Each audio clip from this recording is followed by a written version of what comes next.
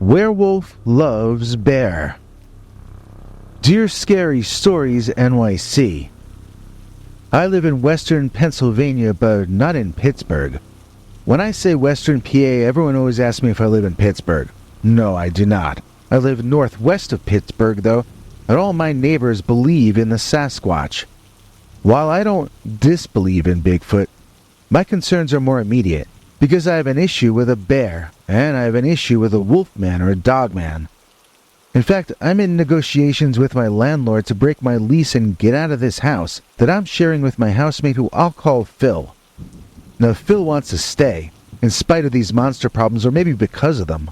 The landlord has asked me to please not broadcast the address while he's looking to rent out my half of the house, so I won't. It's a house that's sort of in the back of a middle-class neighborhood, set off in the woods. At first I was happy about that because I figured it meant no noisy neighbors. But we still have noisy neighbors. It's just that they aren't human ones. Our landlord has a big garbage bin behind the house in lieu of garbage cans. He told us he did that because the bins were tougher for bears to get into, and maybe that's the case. But it didn't stop bears from trying to get in, which I've seen them do on, I guess, 3 occasions or 4 by now. And a couple of nights I saw a mega bear. He was tall enough that he could stand up on his hind legs and flip the top of the garbage bin open. Then it was like his food bowl. He went to town, eating it all up and making a mess that attracted rodents and vermin. I asked the landlord if we could put a lock on the bin somehow, and he had this clamp thing put on which he showed us how to open and shut. He did not tell the giant brown bear, though, and so the situation got a little cleaner for a little while. Then one morning a couple of days ago, I awoke to the smell of garbage outside my window, and I saw that the garbage bin had been broken into again. When I went downstairs to investigate, I saw that the lock the landlord had installed had been broken and no longer worked. I wondered how strong that giant bear was to have been able to do that. I couldn't even figure out how he could have gotten leverage to pull that trick off. I went back inside to tell my roommate Phil about it, but I was surprised that he already knew. He told me that when he got home from partying late the night before, there was a big, nasty-looking werewolf monster standing in the garbage bin, throwing stuff around in a complete frenzy. I corrected him and told him it was a bear. I had seen it before. It was a big bear, but that's what it was, not a werewolf. Werewolves were only in movies and on TV. Werewolves are not for real, that's what I told Phil. Well, Phil looked at me like I was an idiot, and he repeated himself that he had seen a werewolf in the garbage bin. He was pretty angry that I was contradicting him, and he told me he knew what a bear looked like. I pointed out that he had been partying and it was late and it was dark and he blew up. He did not want me to make excuses for him. He did not want me to tell him what his eyes saw. His eyes, he told me, did not see a bear. When he described what he did see, it didn't sound like the bear I'd seen. His sounded thinner. So I figured he'd seen a sick bear. When they get sick and thin out, they really do look a lot more like dogs than bears then. If this sick bear he saw was as large as the healthy one I'd seen, then I might have thought I saw a werewolf also by seeing that creature. Phil told me that I was being illogical. The creature had broken that clamp lock that the landlord had installed. No sick, weak animal could have done that. Still, I was certain I was right. No matter how much Phil insisted he had seen a werewolf, and no matter how much he was describing a dogman to me, I was positive that he had misidentified a bear. I mean 100% positive. I knew werewolves were mythical, so it had to have been a bear, period. Well, it wasn't a bear. It turned out that what I saw coming around our garbage and what Phil saw coming around were both real, and both what we thought they were when we first saw them. This house is not only being visited by a scavenging bear of huge proportions, it is also visited by a real-life, honest-to-goodness dogman or wolfman. On top of this, the two creatures know each other and are friends. Friends. How do I define friendship among animals? Well, if they're sharing their food, then they're friends, right? Most animals will battle and squabble over every scrap of anything edible. But these two? Well, let me just tell you what I saw when I was taking the garbage out a couple of nights ago. I rounded the corner with my big plastic garbage bags, one for recyclables and one for garbage, and I saw the bear, so I stopped dead in my tracks and watched. He was not leaning on the bin and reaching in for goodies as he had been the other time I saw him this close to the house. He was standing up on all fours, but he was looking over at the bin, which appeared fully opened up. I was quite surprised when what I took to be a second bear stood up inside the bin. He had clearly been down low inside the big metal crate, and he stood up and tossed something to the other bear, who immediately scarfed down whatever it was. It dawned on me that the bear in the crate had hands. You don't generally see bears tossing things around, because they don't have thumbs, just claws. This skinnier bear in the garbage bin, he seemed to have claws just as long as his friend, but he had thumbs as well. My jaw dropped as I realized this was the one Phil had seen, and Phil was more correct than I was about it. Phil had said this was a canine, and he was right. It was not a thin bear. It was a muscle-bound dog. It had a dog head. Its ears were pointed. It had a giant head like a bear, I'd say, but it was a giant dog head or maybe wolf head. It's similar to a bear, but it's just not a bear. Bears have round ears, and the giant brown bear being fed with my garbage did indeed have round ears. So then why did the other one have pointed ears? Nah, it was definitely a canine, and judging by the broad chest and wide shoulders he had on display, I'd say he was most likely one of those Midwestern dogman cryptids that they talk about on basic cable all the time. So the bear has some kind of garbage food balanced on his paws in front of himself, and he does this sort of clumsy plop backward, sitting his butt down really awkwardly so he could eat his garbage, whatever it was. But when the bear plopped down on his butt, I heard a bottle pop. He had sat down on a bottle or a jar or something made of glass, and his massive bear weight popped it under him. It must have hurt, because the bear was back up on all fours and he was making a sound like he was not feeling well. That was what got my roommate to come outside and stand next to me.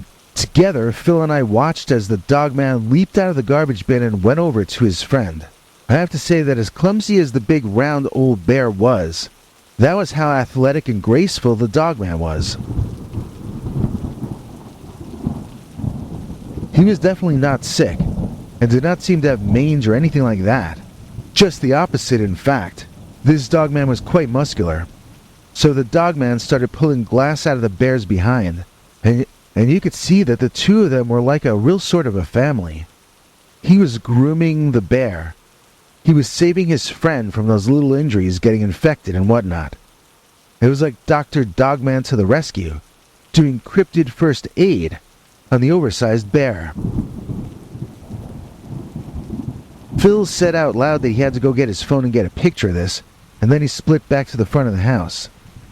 His talking, however, had drawn the attention of both large carnivores over there, and they both turned around as though they were about to charge me. I threw the two garbage bags down in front of me as an offering, and I ran back around to the front of the house, screaming for Phil to hold the door open for me. I ran into him as he was running out to try to get a photo. I told him they were chasing me, but we never saw them come around the front of the house. When we checked from out windows inside the house, it seemed that both of them had fled. The garbage I had thrown down was still where I had tossed it, and they did not appear to have torn either bag open. I guess they didn't like being discovered and so they left, but that doesn't really make me feel any better. If they get more familiar with the area, they might eventually charge me or some other human. It doesn't feel safe to live here anymore, with an actual duo of predators scavenging together right on the house property so regularly.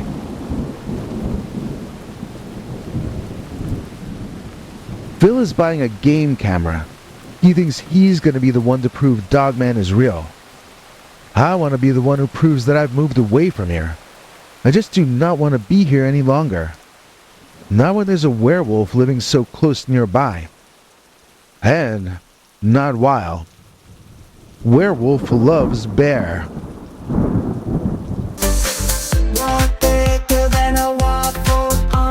plate. A waffle on your head could be just great. It's the waffle beanie from NYC. Scary fashion for spring, you see. Black, birch, camel, navy, rust, or heather gray. One of these colors is just your way. Wear this hat and you'll be it. Link in the description for this vid. Get your own scary stories, waffle beanie today. Monkey Head, the Monkey Man, as told to and read by Peter Bernard. I had a Bigfoot problem on my property. At least I think it was a Bigfoot. It was much shorter than Bigfoot is usually described, but I don't know what else to call it. Actually, I do. My wife and I called it Monkey Head, the Monkey Man. It got that silly name because usually all we saw of it was its face staring out at us from the woods, staring curiously. We saw it so often but almost never in the same place, and when we got to the location to investigate, we never found any evidence that anything was actually there at all. In fact, for the first 3 years of sightings, my wife never saw it, and I was beginning to wonder if my eyes were playing tricks on me, or if I were losing my mind. Before you ask me if I've ever tried to photograph it with game cameras, the answer is yes, but every single game camera that I put out just disappeared. I have never found a single one of them.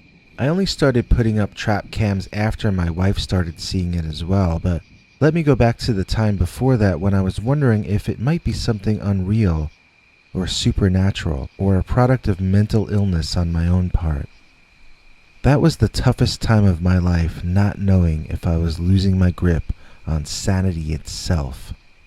The first few months of seeing the creature, I didn't even tell my wife, who we can call Sarah. It all started one morning around dawn when I was sitting at the kitchen table and staring out the window through the steam rising off my coffee. I kept thinking I was seeing a face wiggling back and forth in the woods, but I assumed it was the steam creating optical illusions, so I just sort of went with it and continued to try to wake up. After my coffee was done, I was still gazing out the window, and out of the corner of my eye, I thought I saw the face again. Quickly moving my eyes to the spot, I got the surprise of my life. Not only was there a face there, but it was a gruesome and frightening one, like some kind of Halloween mask or a face that came out of your nightmare. I'm pretty sure I screamed. All I know is I looked directly into the eyes of whatever that thing was, and that thing looked right back at me. I stood up, knocking some things off the table which clattered to the floor and woke me out of my daze. Now when I looked back at that spot in the woods outside our kitchen window, I just saw leaves blowing in the wind. Is that what my mind misinterpreted as a face? But the face had yellow eyes, and I saw nothing yellow in that bush now that I could have mistaken for eyes. I wondered what exactly had just happened. The monkey face incident stuck in the back of my mind, keeping me from getting very good sleep at night and distracting me from my other thoughts during the days. When something surprises you that much in your own home and you never resolved what it was, it unnerves you and changes the way you go about your day. Now I was looking in the bushes and trees all the time. I would stare at all the bushes and trees near my parked car before walking toward it. I would stay in the center of the yard when relaxing and never go over by the tree line anymore. All this from one incident. I considered telling my wife, but why worry her too? It started to fade away and I sort of chalked it up to my mind playing tricks until one night I was in the bathroom on the second floor doing my business when I heard a strange sound that I couldn't at first identify. I listened, and it sounded like a tapping. Was someone knocking on the bathroom door? No, the tapping was coming from the opposite direction. Looking over, I saw that the tapping was coming from the window of the second-story bathroom, where the nightmare face was staring in at me. It was a primate's face, yet a human face. Maybe a proto-human face, or almost human. It didn't look like a deformed person. It looked like that was what it was supposed to look like, but it was not the same as any species of ape or man that I've ever become aware of. There was something absolutely terrifying just by its very existence.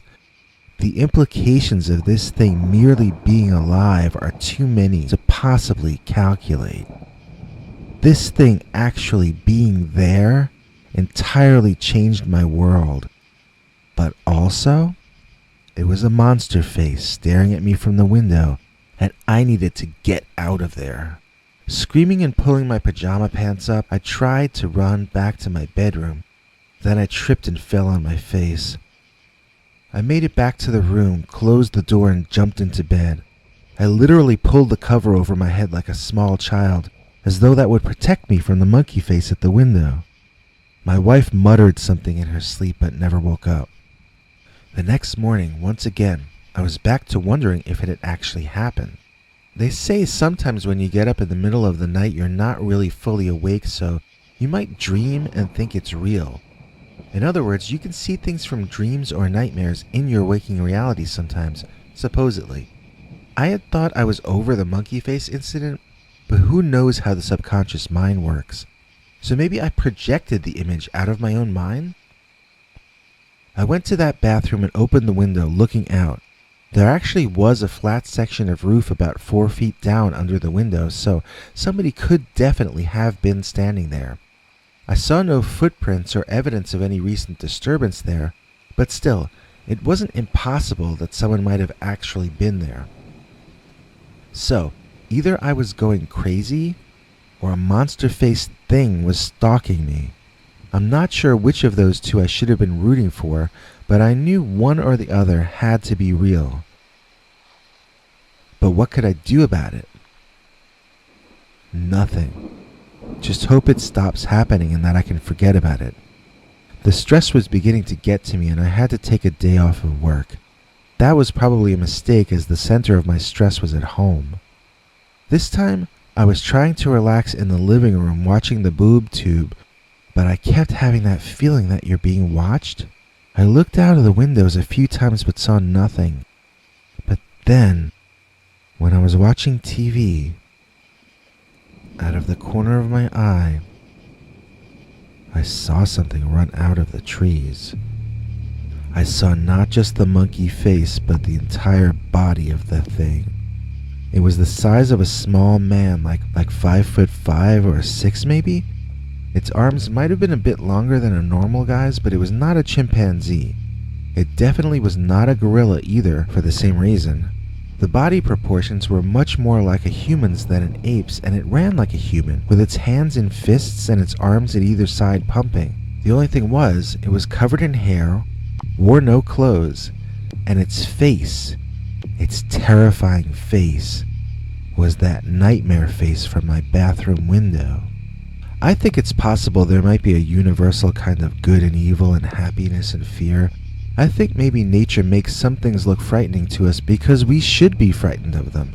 It's not always true, obviously. You can't judge books by the cover when you meet other people, certainly. But this creature, this monkey face, I think nature made that scary looking on purpose, and I think it was not something good to play around with. I don't just mean that it was a possible predator, or that it could possibly hurt or kill me. I mean that there was something innately foul about it. I felt no empathy toward or from it. I only felt fear in its presence. This was not a kind of Bigfoot that was going to communicate telepathically with me. This was something alien and unclean. Its presence in my life was an abomination and a plague. I grabbed my baseball bat and ran outside screaming. I wanted to catch up to that creature so badly, but there was nothing but his dust left by the time I got out there. That was a phenomenally fast-moving creature. I saw it holding something in its arms but could not figure out what it was. Something white or light-colored is all I know. I'm not telling you that because I later found out what it was. I never found out. I'm just saying that as an added detail. I saw the thing carrying something cradled in its arms like a football, but lighter colored. An American football, I mean, not a soccer ball. So I was in a fury, fed up with being scared of this thing and wanting it to get off my property. I chased it into the woods, banging on trees with my bat and cursing a blue streak. I lost all of my civilization. I was ready to fight it out. The lack of sleep and the stress really had me not thinking clearly. I found no ape man, but I kept running till I was too tired to run anymore. While in the woods, I saw these little structures. 3 twigs about a foot long each stuck together to form little pyramids.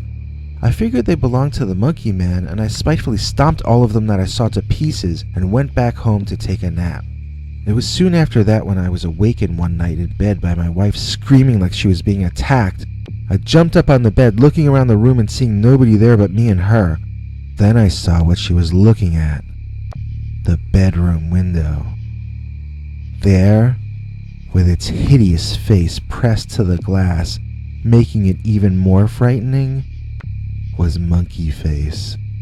My first impulse was deep anger, and I charged toward that window. I'm not sure what I was gonna do. Maybe try to kick or punch it through the glass? It didn't matter because as I approached the glass, the creature was gone. It moved to my right or its left and was away in an instant. I tried to console my wife, but she was completely freaking out. "There's a freaking monster crawling around on our roof and you want me to calm down?" she asked me. That was not one of those questions that you're supposed to try to answer, so of course I tried to answer it. "I know all about the monkey face monster," I said in an attempt to supply her with some backstory. She was having none of it. "Wait," she cut me off. "You knew about this thing and you didn't tell me?" Uh-oh. What could I do? Better just tell her the truth. I was afraid I was crazy, honey." "You're crazy," she asked furiously. "You're crazy? I'm the crazy one. You know why? Because I married you." And so she spent the rest of the night locked in the bathroom crying about a divorce, and I spent the rest of the night on the rug outside the bathroom trying to calm her down. I'm not sure where Monkey Face spent the night, but he was probably doing something a lot more fun than I was.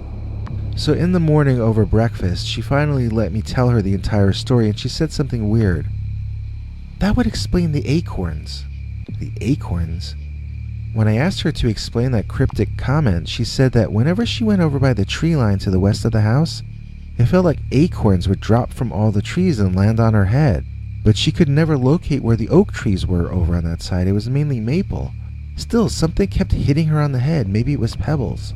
I was flummoxed about what any of this had to do with any of the rest of this. She saw my confusion and told me that according to the TV, Bigfoot likes throwing pebbles and stones at people to tell them to go away. I forgot that she's into that guy Bobo, the giant guy, and she used to watch his old TV show. I said this thing is too small to be a Bigfoot, but Sarah insisted it was a, quote, juvenile Sasquatch, unquote, and her mind was made up about it, and that was that. But me, I don't know what it was, and I saw it far more often than she did. So, one night in the summer, my wife talked me into going Bigfoot hunting for this thing. I did not at the time think this was a good idea, and looking back on it, I'm just happy that neither of us were seriously injured. My advice would be to not go out in the dark on the turf of nocturnal carnivores and omnivores. They know how to get around in the dark, and you don't. Plus, they want to eat you. Going any place where there are things that want to eat you is never something to be taken very lightly. So there we were, idiotically knocking on trees and bellowing. I say idiotically because we had no plan about what we were going to do if something answered us. I saw that thing run one time, and if it decided to chase us, we better hope it tripped on something, otherwise we'd be dead meat. So the whole time we're out there, my wife was all macho and bossy, telling me what to do like I was a stupid child. She thought she knew so much. And then she got hit on the top of her head by something, and she stopped. She said she was certain it had come from the bushes to the left. I suggested we run away to the right. I wanted to get out of there so badly. My wife? She seemed to think this was a TV show. She walked over to the area she thought she got hit from, And bam, the bush starts shaking violently, and there he is. There is the face. My wife screamed, and the monkey face screamed, and I screamed. It was this frozen moment in time. The creature was behind and in the bush, shaking it with all his massive strength. My wife was in front of it, unable to move with fear. I was standing a few feet away, torn between the urge to go grab my wife and get her out of there, and the even stronger urge to turn tail and run to save my own life. You might not believe it, but I actually went up and grabbed my wife to pull her away. I actually thought of her first, and so she turned around and slugged me. She was inches from a screaming monkey-faced monster who was hissing, growling, and spitting all over her, but she had the wherewithal to turn around and slug me for being a bit rough when I grabbed her to rescue her. I was half tempted to run away on my own, but instead I grabbed her and threw her over my shoulder first instead. If she liked cavemen, then two could play at that game. In that moment, I was no longer afraid of the monster. Of course it was yelling. We were provoking it. We knew it didn't want us in the woods because it had been throwing pebbles or acorns at my wife to get her to stay out. So why did she drag us both in there? This was not Bigfoot hunting. This was annoying the monkey. I started making plans to move the next day. It can be a very long process no matter how much of a rush you're in. My wife did not want to leave. I told her that if she was going to stay at the monkey house, she was going to do it on her own. She eventually relented and accepted that she was never going to win against Monkey Face the Monkey Man. In fact, our last night there was the final time either of us saw him. My wife was taking a shower because we were going to drive into town and go out for a meal. Suddenly, I heard screaming and splashing and crashing in the bathroom, and I ran up there. My wife was on the floor and she had hurt herself. Dinner was off. We had to drive to the emergency room instead. You probably don't have to guess too hard about why she was screaming. In the middle of her shower, she turned around and saw that the monkey man had been watching her through the window the entire time. So that's another thing we learned about him. He has the same taste in women that I do. So my wife wanted to take pictures of her injuries and send them to the BFRO, but I pointed out that the monkey man had not inflicted those bruises. The bathtub had. If you want a coloring book full of monstrous delight, then give this a look. It'll give you a fright, right? Scary stories coloring book, werewolf coloring book. And just to make your mind explode, it's a digital download.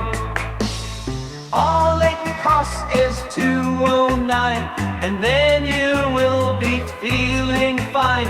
Coloring monsters today, hey, it's a coloring book, hooray. Okay, link is in the description. Thanks, Biggie. And thanks to all of you for watching this far. If you liked it, please click like. If you'd like to see more of our work, please subscribe.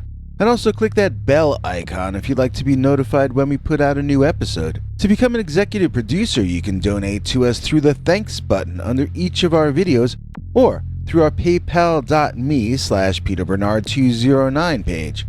To receive cool perks like secret uncensored Dogman episodes far too wild to ever run on this channel, you can become a YouTube channel member by clicking the join button, or join our PayPal subscribers club at peterbernard.com. Joining either at the $3 a month level or above gets you access to our over 25 hours of secret uncensored Dogman stories available nowhere else. Do you have a scary story about Dogman or some other kind of high strangeness that happened to you? Let us know by emailing us at scarystoriesnyc@gmail.com or by leaving us a voicemail message at 804-LA-SCARY.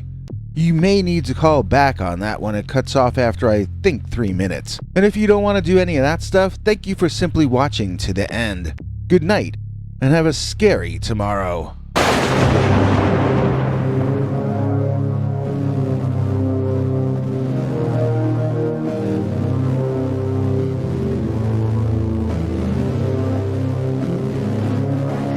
Come back for more scary stories.